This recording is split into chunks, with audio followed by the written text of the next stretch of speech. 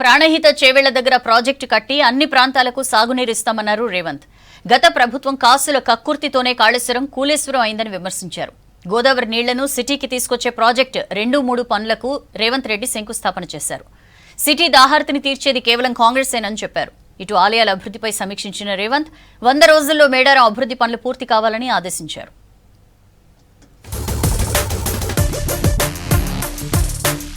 ఎవరెన్ని అడ్డంకులు సృష్టించినా మూసీ నదిని ప్రక్షాళన చేస్తామన్నారు సీఎం రేవంత్ రెడ్డి. కాంగ్రెస్ కు పేరొస్తుందనే బీజేపీ, బీఆర్ఎస్ అడ్డుకుంటున్నాయని విమర్శించారు. గండిపేట ఉస్మాన్ సాగర్ దగ్గర Godavari drinking water supply scheme phase 2-3 ప్రాజెక్టుకు శంకుస్థాపన చేశారు సీఎం రేవంత్ రెడ్డి. నిజాం సర్కార్ దూరదృష్టితో జంట జలాశయాలను నిర్మించడం వల్లే హైదరాబాద్ సిటీకి తాగునీళ్లు అందుతున్నాయన్నారు. తప్పకుండా మూసీ నదిని ప్రక్షాళన చేస్తాం, మూసీ నదిని పునరుజ్జీవింపజేస్తాం. ఎవరు అడ్డం పడ్డా, ఎవరు ఎన్ని అడ్డంకులు సృష్టించినా వాటన్నిటిని ఒకటొకటిగా అధిగమించుకుంటూ సమన్వయంతో ముందుకు వెళ్తున్నాం. దాదాపుగా 115 సంవత్సరాల క్రితం ఆనాడు నిజాం పాలకులు ఉస్మాన్ సాగర్, హిమాయత్ సాగర్ ప్రాజెక్టులను నిర్మించి వరదల్ని నియంత్రించడమే కాదు, ఈ నగరానికి తాగునీరును అందించే పెద్ద కార్యక్రమాన్ని ఆనాడు తీసుకున్నారు.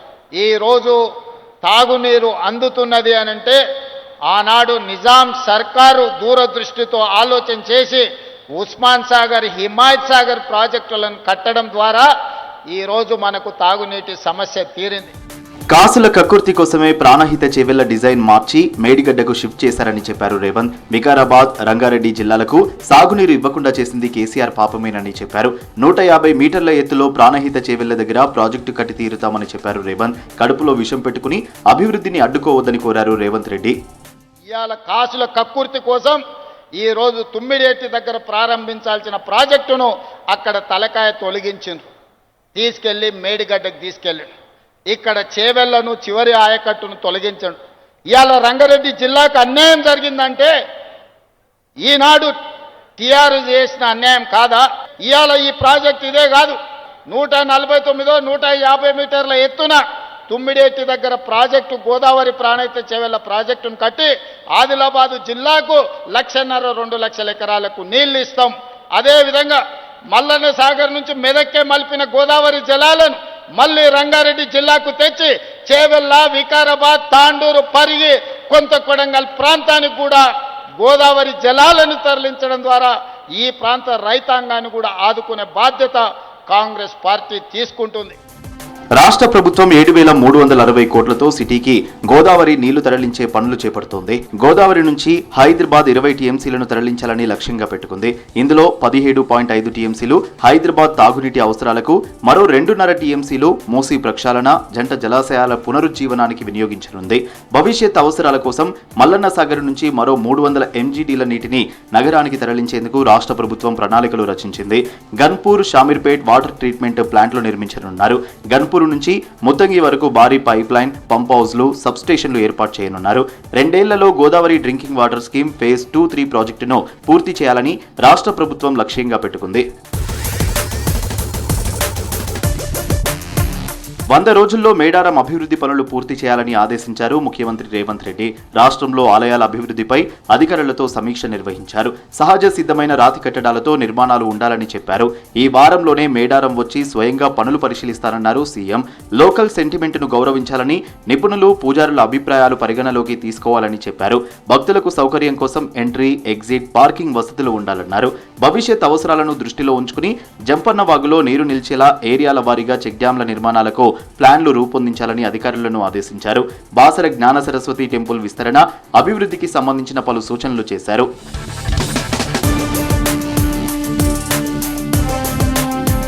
సీఎం రేవంత్ రెడ్డిని మర్యాదపూర్వకంగా కలిశారు మహిళా ఆర్చరీ ఛాంపియన్ చికిత తనిపర్తి.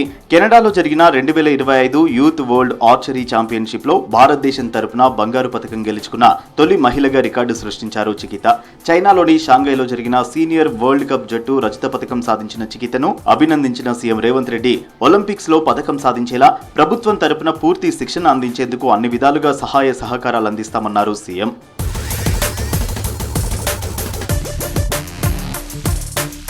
శంషాబాద్ నుంచి ఢిల్లీ వెళ్లారు సీఎం రేవంత్ రెడ్డి. రేపు ఉపరాష్ట్రపతి ఎన్నిక ఉండడంతో సీఎం టూర్కు ప్రాధాన్యత సంతరించుకుంది. వైస్ ప్రెసిడెంట్ ఎన్నికల్లో ఇండియా కూటమి అభ్యర్థిగా తెలంగాణ బిడ్డ జస్టిస్ సుదర్శన్ రెడ్డి పోటీలో ఉండడంతో ఎంపీల మద్దతు కూడగట్టడంలో క్రియాశీలకంగా వ్యవహరిస్తున్నారు రేవంత్ రెడ్డి. రేపు ఎంపీలను మానిటరింగ్, ఓటింగ్ పై అవగాహన కల్పించనున్నారు సీఎం రేవంత్. బీసీ రిజర్వేషన్ బిల్లును కేంద్రం ఆమోదించకుంటే సమర భేరి నిర్వహిస్తామన్నారు మంత్రులు. యూరియాపై రాజకీయ స్వార్థంతోనే కొందరు రెచ్చగొట్టేందుకు యత్నిస్తున్నారని మండిపడ్డారు. తుమ్మిడిహట్టి దగ్గరే బ్యారేజ్ నిర్మిస్తామని చెప్పారు. ఇందిరమ్మ ఇండ్లకు బ్యాంకర్లు రుణాలు ఇవ్వాలన్నారు. యువత చదువుతో పాటు స్కిల్స్ పెంచుకుంటేనే ఫ్యూచర్ ఉంటుందన్నారు మినిస్టర్స్. ఇందిరమ్మ ఇల్లు, సెల్ఫ్ హెల్ప్ స్కీమ్లకు బ్యాంకర్లు రుణాలు ఇవ్వాలన్నారు డిప్యూటీ సీఎం బట్టి విక్రమార్క. ఆస్తుల తాకట్టు, ఫిక్స్డ్ డిపాజిట్ల పేరుతో రైతులను ఒత్తిడి చేయవద్దన్నారు. బ్యాంకర్లు మానవీయ కోణంలో చూడాలన్నారు. హైదరాబాద్లో బ్యాంకర్లతో డిప్యూటీ సీఎం బట్టి సమావేశమయ్యారు. అన్నదాతల పక్షాన రుణమాఫీ, రైతు భరోసా పేరిట బ్యాంకులకు రుణాలు జమ చేసినట్లు చెప్పారు. Self employment schemes particularly for youngsters, please think very positively and see to that they get without any hindrances in the bank by asking the collateral securities where you are. So think very humanly and try to help them by lending without asking any of these kind of collateral securities. Urea కోసం రైతులు ఆందోళన చెందవద్దన్నారు మంత్రి తుమ్మల నాగేశ్వరరావు. రాజకీయ స్వార్థంతోనే కొందరు రెచ్చగొట్టే ప్రయత్నాలు చేస్తున్నారని విమర్శించారు. సజావుగా యూరియా పంపిణీ జరుగుతూ ఉండటంతో రైతులు హర్షం వ్యక్తం చేస్తున్నారన్నారు. యూరియా సరఫరాలో ఇబ్బందులు కలగకుండా, తోపులాటలు జరగకుండా చర్యలు చేపట్టాలని అధికారులను ఆదేశించారు మంత్రి తుమ్మల నాగేశ్వరరావు.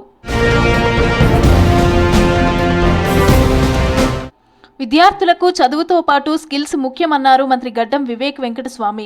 స్కిల్స్ ఉంటేనే భవిష్యత్తులో ఎదగగలమన్నారు. హైదరాబాద్ రెడ్ హిల్స్లో department of employment and training centre ఆధ్వర్యంలో జరిగిన టీచర్స్ డే వేడుకల్లో పాల్గొన్నారు మంత్రి Vivek Venkataswamy. Soft skills good training తో పాటు సాఫ్ట్ స్కిల్స్ చేయకుంటే లాభం లేదు. Because when they go for interview he may be very knowledgeable, కానీ సరిగా ఇంటర్వ్యూ చేయకపోతే ఆయనకి ఎట్లా ఆన్సర్ చేయాలో, బాస్కి ఎట్లా ఇంటర్వ్యూ ఎవరైతే చేస్తున్నారో వారికి నచ్చకపోతే ఈ will not get the job. So దానికి కూడా మీరు ట్రైనింగ్ చేసేటప్పుడు కొద్దిగా పిలిచి వారికి ఈ కోణంలో కూడా చెప్పే అవసరం ఉంది ప్రిన్సిపల్స్కి అందరికీ కూడా. ములుగులో మల్టీపర్పస్ వర్కర్ మృతికి రాష్ట్ర ప్రభుత్వానికి ఎలాంటి సంబంధం లేదన్నారు మంత్రి సీతక్క. జీతం ప్రాసెస్ చేసే సమయంలో స్థానిక పంచాయతీ సిబ్బంది నిర్లక్ష్యం వల్లే 2 నెలల వేతనం ఆలస్యమైందన్నారు. పంచాయతీ కార్యదర్శిని సస్పెండ్ చేసి బిల్ కలెక్టర్ను విధుల నుంచి తొలగించామన్నారు. చనిపోయిన వారిని రాజకీయ ప్రయోజనాల కోసం కేటీఆర్ వాడుకోవటం సిగ్గుచేటని విమర్శించారు మంత్రి సీతక్క. బీసీ రిజర్వేషన్ బిల్లును కేంద్రం ఆమోదించకపోతే సమరభేరి నిర్వహిస్తామన్నారు మంత్రి పొన్నం ప్రభాకర్. గాంధీభవన్లో జరిగిన పీసీసీ విస్తృత స్థాయి సమావేశంలో కీలక అంశాలపై చర్చించామని చెప్పారు. కాళేశ్వరంలో అవినీతి జరిగిందని కేసీఆర్ కుటుంబ సభ్యులే చెప్తున్నారని అన్నారు. త్వరలో జనహిత పాదయాత్ర మళ్లీ ప్రారంభమవుతుందని చెప్పారు. కాంగ్రెస్ పార్టీలో ఏండ్లుగా పనిచేసి బయటికెళ్లిన వారిని మళ్లీ పార్టీలోకి ఆహ్వానిస్తామన్నారు పొన్నం ప్రభాకర్.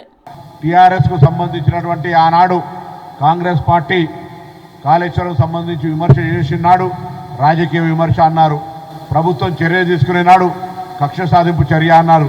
ఈరోజు వారి కుటుంబ సభ్యులే అవినీతి జరిగింది అని, అందుకే శాఖను కూడా మార్చినాము, వాళ్ళ ఇళ్లలో బంగారం ఉంటే తెలంగాణ అంతా బంగారం అయిందని చెప్పుకోవడం పొరపాటు అన్నట్లయితే చెప్పినారో, ఇటువంటి అన్ని అంశాలను మనం ప్రజల దగ్గర తీసుకుపోయేటువంటి అంశం చేపట్టడం కానీ 10 ఏళ్ల పాలనలో గురుకుల విద్యార్థులను బీఆర్ఎస్ ఏమాత్రం పట్టించుకోలేదన్నారు మంత్రి అడ్లూరి లక్ష్మణ్. కుటుంబ తగాదాలతో హరీష్ రావు ఏం మాట్లాడుతున్నాడో అర్థం కావట్లేదన్నారు. బీఆర్ఎస్ పాలనలో ఏనాడైనా కేసీఆర్ గురుకులాల్లో విద్యార్థులను కలిశారా అని ప్రశ్నించారు. గురుకులాలకు సంబంధించినటువంటి అన్ని విధాలు కూడా పట్టించుకోవట్లేదని చెప్పి మాట్లాడుతున్నారు. 5th class to 7th class వరకు ఉన్న పిల్లలకు డైట్ ఛార్జ్, కాస్మెటిక్ ఛార్జ్ పెంచడం జరిగింది.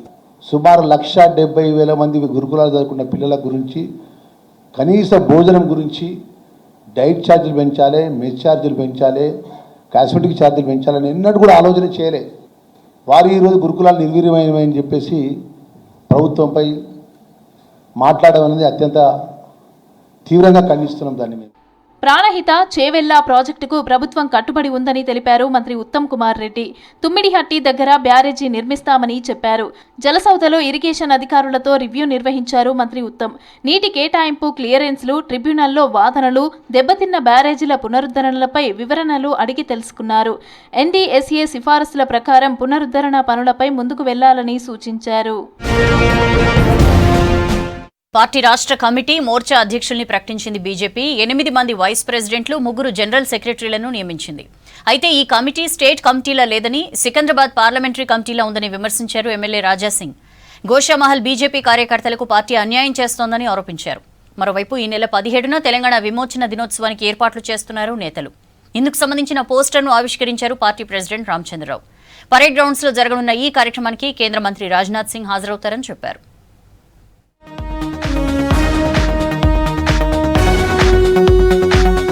బీజేపీ స్టేట్ కమిటీని ప్రకటించింది ఆ పార్టీ అధిష్టానం. మొత్తం 8 మంది వైస్ ప్రెసిడెంట్లను ప్రకటించింది. వైస్ ప్రెసిడెంట్ గా బూర నర్సయ్య గౌడ్ తో పాటు కాసం వెంకటేశ్వర్లు, బండ కార్తికారెడ్డి పేర్లను ప్రకటించింది. 3కి జనరల్ సెక్రటరీలుగా అవకాశం ఇచ్చింది. 8 మందికి సెక్రటరీలుగా ఛాన్స్ ఇచ్చింది. ప్రధాన కార్యదర్శులుగా పూర్తిగా కొత్త వారిని నియమించింది. అలాగే ఒక చీఫ్ స్పోక్ పర్సన్ కు అవకాశం ఇచ్చింది. మోర్చాలకు కూడా అధ్యక్షులను ప్రకటించింది బీజేపీ. మహిళా మోర్చా అధ్యక్షురాలిగా డాక్టర్ మేకల శిల్పారెడ్డి, యువ మోర్చా గణేష్ కుండే, కిసాన్ మోర్చా బస్వాపురం లక్ష్మీ నర్సయ్య, ఎస్సీ మోర్చా అధ్యక్షులుగా కాంతి కిరణ్ ను నియమించింది. అలాగే ఎస్టీ మోర్చా అధ్యక్షులుగా నెనావత్ రవినాయక్, ఓబీసీ మోర్చా చీఫ్ గా గంధమల్ల ఆనంద్ గౌడ్, మైనార్టీ మోర్చా ప్రెసిడెంట్ గా సర్దార్ జగన్మోహన్ సింగ్ ను నియమించింది. పాలనలో కాంగ్రెస్ ప్రభుత్వం విఫలమైందని ఆరోపించారు రాష్ట్ర BJP chief Ramachandra Rao. Congress BC రిజర్వేషన్లను అమలు చేయలేకే కేంద్రంపై నెపనెడుతుందన్నారు. వైఫల్యాలను కప్పిపుచ్చుకునేందుకు రిజర్వేషన్ల అంశం తెరపైకి తీసుకొచ్చారని విమర్శించారు. తెలంగాణలో బీసీలకు న్యాయం జరగాలంటే బీజేపీతోనే సాధ్యమని తెలిపారు రామచంద్రరావు. వీళ్ళు బీజేపీ సపోర్ట్ చేసింది. మా రాకేష్ రెడ్డి గారు ఉన్నారు, మా ఎమ్మెల్సీలు ఉన్నారు, కౌన్సిల్ సపోర్ట్ చేశారు, మా అసెంబ్లీలో సపోర్ట్ చేశాం.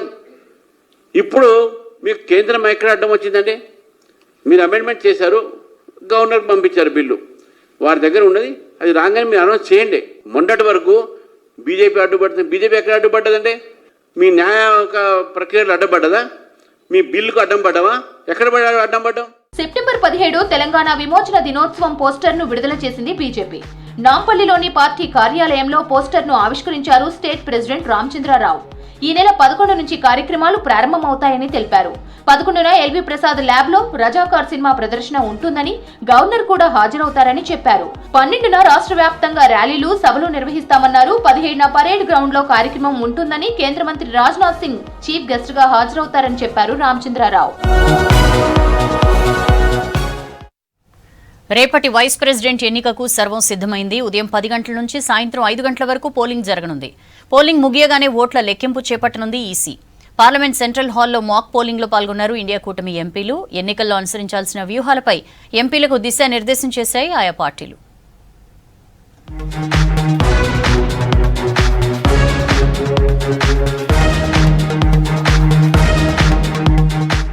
ఉపరాష్ట్రపతి ఎన్నికకు అంతా సిద్ధమైంది. పోలింగ్ కు అన్ని ఏర్పాట్లు పూర్తి చేసింది ఎన్నికల సంఘం. పోలింగ్ మంగళవారం ఉదయం 10 గంటలకు ప్రారంభమై సాయంత్రం 5 గంటల వరకు కొనసాగనుంది. పోలింగ్ ముగిసిన వెంటనే ఓట్ల లెక్కింపు చేపట్టనున్నారు అధికారులు. మరోవైపు పోలింగ్ కేంద్రాల దగ్గర పటిష్ట బందోబస్తు ఏర్పాట్లు చేస్తున్నట్లు తెలిపింది EC.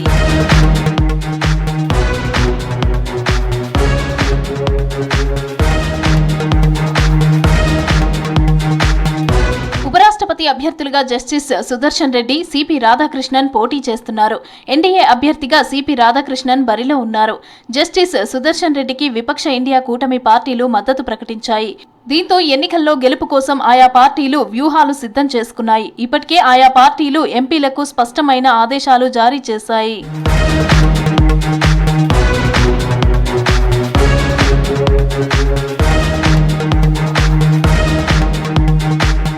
Vice president ఎన్నికపైన parliament central హాల్లో మాక్ పోలింగ్ కు నిర్వహించింది ఇండియా కూటమి. దీనికి కాంగ్రెస్ అగ్రనేతలు సోనియా గాంధీ, ఖర్గే, ప్రియాంక గాంధీతో పాటు కూటమిలోని ముఖ్య నేతలు శరద్ పవార్, అఖిలేష్ యాదవ్ సహా పలువురు హాజరయ్యారు. అలాగే ఎన్డీఏ పక్ష ఎంపీలు కూడా ప్రత్యక్షంగా పోలింగ్ పై కసరత్తు చేశారు.